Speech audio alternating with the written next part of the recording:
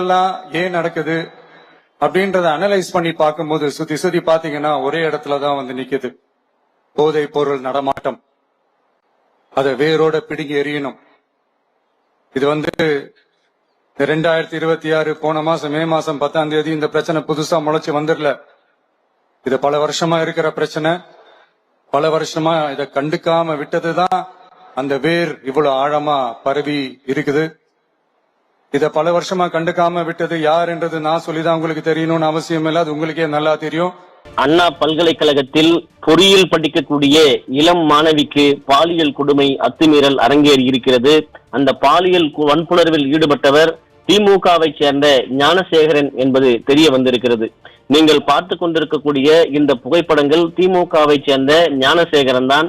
இவர்தான் தற்பொழுது கோட்டூர்புரம் காவல்துறையினரால் கைது செய்யப்பட்டிருக்கிறார். இவரோடு எத்தனை பேர் 23ஆம் தேதி இரவு 8 மணிக்கு அண்ணா பல்கலைக்கழகத்தின் உள்ளே நுழைந்தார்கள், எந்த அடிப்படையில் இவர்கள் உள்ளே நுழைந்தார்கள், யார் பேரை சொல்லி உள்ளே நுழைந்தார்கள், குறிப்பாக ஆண் நண்பரோடு பேசிக் கொண்டிருந்த பொறியியல் 2ஆம் ஆண்டு படிக்கக்கூடிய அந்த மாணவியினுடைய அந்த ஆண் நண்பரை என்னைக்கு ஒரு பெண் தனியாக நடுராத்திரியிலும் போறாளோ அன்னைக்குதான் ஒரு உண்மையான சுதந்திரம்னு சொன்னவர் நமது தந்தை காந்தியடிகள். இன்னைக்கு அது போல தமிழ்நாடு முழுக்க ஒரே ஒரு குற்றச்சாட்டு தான் அண்ணன் மேல இருக்கு. அதுவும் இந்த பெண்கள் கூட்டத்துல நான் சொல்றேன், எங்க பார்த்தாலும் பாலியல் வன்கொடுமை, போதை கலாச்சாரம் இருக்கு. இதை தவிர வேற என்ன சொல்ல முடியும்? வேற ஒன்னும் சொல்ல முடியாது. இந்த ஆட்சியின் மேல கோலத்தை போடுங்க, யார் அந்த சாருன்னு கோலத்துல போட்டு கேள்விக்குரிய போடுங்க. பாலியல் வன்கொடுமை இன்னைக்கு தமிழ்நாட்டில் தலை விரிச்சு ஆடிக்கிட்டு இருக்கு. பள்ளி குழந்தை வரையிலிருந்து பல்கலைக்கழக மாணவிகள் வரைக்கும். அண்ணா பல்கலைக்கழகம் இது ஒரு பிரஸ்டீஜியஸான காலேஜ் கேம்பஸ். இந்த கேம்பஸ்குள்ள ஒரு பெண்ணுக்கு அபியூஸ்மெண்ட் காலேஜ் கேம்பஸ்குள்ள, அதுவும் வெளியே இருந்து வந்த ஆண்களால் நடந்திருக்குன்னா, இங்க இந்த காலேஜ் கேம்பஸ்குள்ள வெளியில இருக்க வெஹிக்கல்ஸே அலௌடு இல்லைன்னு போட்டிருக்காங்க. எப்படி வெளியே இருக்க ஆண்கள் வந்து உள்ள போறதுக்கு அலோவ் பண்ணாங்க? அப்ப செக்யூரிட்டி என்ன பண்ணிட்டு இருந்தாங்க? தூங்கிட்டு இருந்தாங்களா? அப்ப பாதுகாப்பு இல்லாத ஒரு கேம்பஸா தான் அப்ப இது இருக்குதா? இப்ப வரைக்கும் அரெஸ்ட் பண்ணன்னு சொல்றாங்க. ஏன் வந்து அதை வெளிப்படுத்த மாட்டாங்க? அரெஸ்ட் பண்ணிட்டாங்கன்னா வெளிப்படுத்த சொல்லுங்க. அதை தான் வந்து நாங்க கேட்கிறோம்.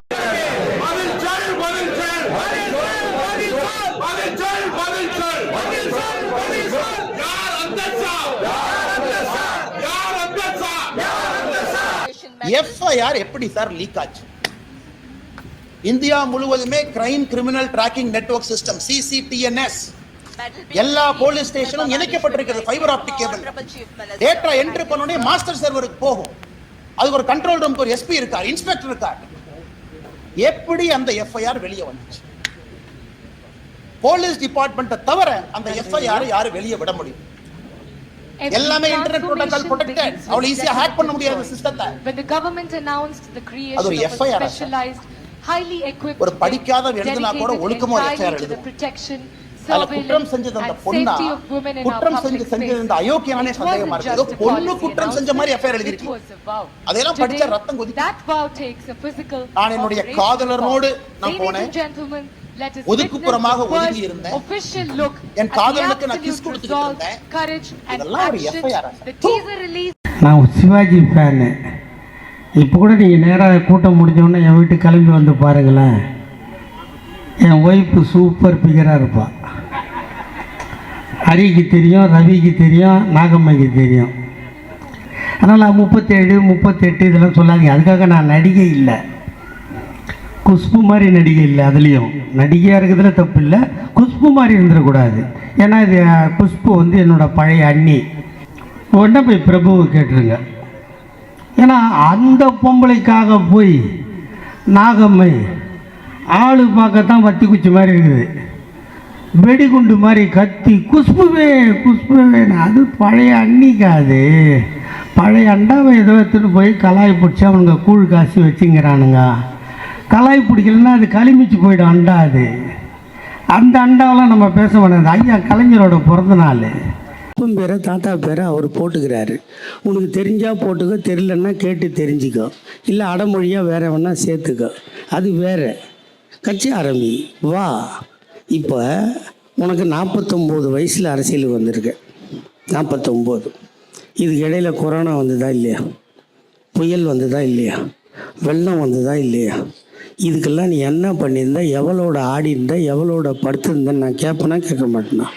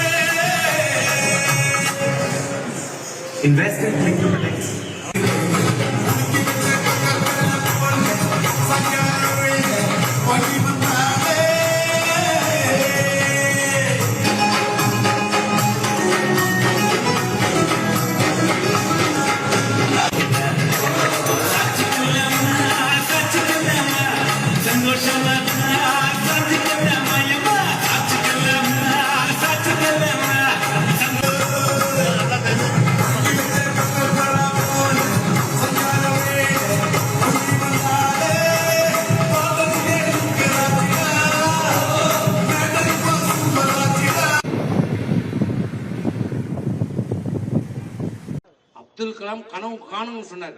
இவர் அதை விட ஒரு படி மேல போய் உங்கள் கனவை சொல்லுங்கள், உங்க கனவை சொல்லுங்க, இவர் நிறைவேற்ற. ஆமா எனக்கு நயன்தாரா வேணும். பெண்களின் உடையை பார்த்து கேலி செய்பவர்கள், பெண்களை அவமதிக்கும் கருத்துக்களை பதிவிடுபவர்கள் இந்த வீடியோவை கடைசி வரை பாருங்கள்.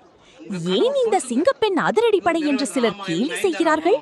பெண்களின் உடைகளை வைத்து விமர்சனம் செய்பவர்கள், பெண்களை அவமதிக்கும் வகையில் கருத்து எழுதுபவர்கள், சமூக வலைதளங்களில் பெண்களை குறிவைத்து தரக்குறைவான பேச்சுக்களை பேசுபவர்கள், அவர்கள் வீட்டில் இருக்கும் பெண்களுக்கும் சேர்த்துதான் இந்த பாதுகாப்பு. இரவு நேரத்தில் பயமின்றி நடக்க வேண்டும். ஒரு பெண் பேருந்தில், ரயிலில், பணியிடத்தில், கல்வி நிலையங்களில் பாதுகாப்பாக இருக்க வேண்டும். ஒரு பெண் சமூக வலைதளங்களில் அவதூறு மற்றும் இழிவுகளுக்கு ஆளாகாமல் இருக்க வேண்டும். இதற்காகவே இந்த சிங்கப்பெண் அதிரடிப்படை உருவாக்கப்பட்டுள்ளது. பெண்களுக்கு பாதுகாப்பு எங்கே என்று கேட்பவர்களே, உங்கள் ஆட்சியில் பெண்களை வைத்து எத்தனை நாகரிகமற்ற நிகழ்ச்சிகள் நடந்தன? பெண்களை இழிவுபடுத்தும் பேச்சுகள் எத்தனை முறை பேசப்பட்டன? பெண்களை கேலி செய்து வைரலாக்கப்பட்ட வீடியோக்கள் எத்தனை? அப்போது மௌனமாக இருந்தவர்கள் இன்று பெண்கள் பாதுகாப்புக்காக எடுக்கப்படும் நடவடிக்கைகளை ஏன் கேலி செய்கிறார்கள்? இந்த சிங்கப்பெண் அதிரடிப்படை என்பது ஒரு பெயர் மட்டும் அல்ல, பெண்கள் பயமின்றி வாழ வேண்டும் என்ற ஒரு பாதுகாப்பு உறுதி.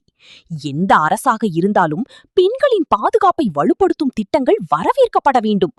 இனி பெண்களுக்கு எதிரான குற்றங்கள் குறைய வேண்டும். பெண்களை அவமதிக்கும் செயல்கள் தடுக்கப்பட வேண்டும். பெண்கள் தலையெழுத்தாக அல்ல, தலை நிமிர்ந்து வாழ வேண்டும்.